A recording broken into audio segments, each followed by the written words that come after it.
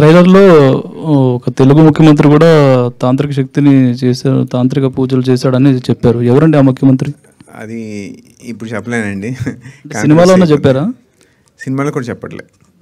మరి ఆ ముఖ్యమంత్రి ఎవరో చెప్తే బాగుంటుంది. అది మీరు జర్నలిస్ట్ కదండి, మీరు కనుక్కోవచ్చు. అది న్యూస్ ఆర్టికల్స్లో కూడా పడింది, ఇండియన్ ఎక్స్ప్రెస్లో పడింది. అంటే మైథాలజీ టచ్ కూడా ఇచ్చారు కదా. అవునండి. అదే నేను మీకు మనకి తెలియకుండానే మన లైఫ్లో ఇవి భాగం అయిపోయాయండి. రామాయణ మహాభారత కాలం నుంచి తాంత్రిక విద్యలు ఇవన్నీ ఉన్నాయి. అదే నేను చెప్దాం అనుకున్నాను. అంటే ఇప్పుడు ఎంతో టెక్నాలజీ ఎంతో డెవలప్ అయింది, అసలు మంత్రాలు తంత్రాలు అనేది ఎవరు పట్టించుకోరు. ఇప్పుడు ఇలాంటి టైంలో ఇలాంటి సినిమా తీయాలని ఎందుకు అనిపించింది? అదే ఇట్స్ అవర్ సైన్స్. ఇప్పుడు టెక్నాలజీ డెవలప్ అయింది, ఇంకా జలుబుకి మనకు మాత్రం లేదు. జలుబు వస్తే 1 రోజులు జలుబుతో బేర్ చేయాల్సిందే. సైన్స్ అనేది అంటే ఉన్న ఫ్యాక్ట్స్నే చూపిస్తుంది, ఉన్న ఫ్యాక్ట్స్నే ఎక్స్ప్లోర్ చేస్తుంది. ఇంకా మనం చూడని విషయాలు చాలా ఉంటాయి కదా. కానీ మంత్రాలకు చింతకాయలు రాలవని సామెత కూడా ఉంటుంది కదా. అవునండి.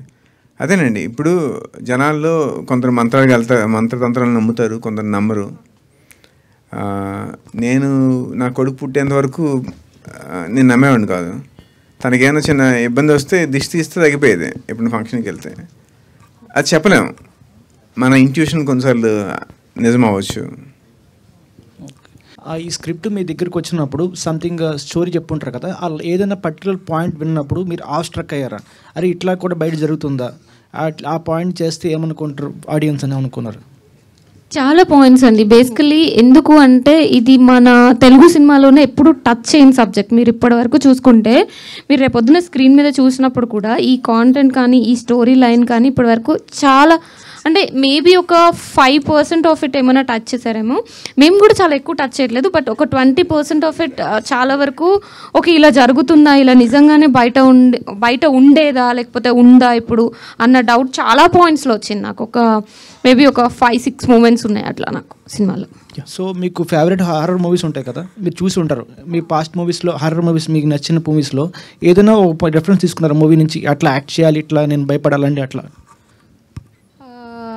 అలా ఏం తీసుకోలేదు. మేబీ భయపడటం నాకు జీన్స్ ఉందేమో, అలా అయితే ఏం తీసుకోలేదు.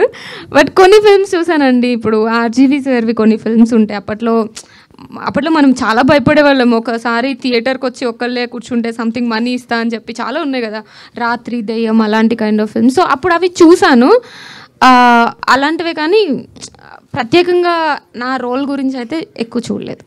అనన్య గారు హాయ్.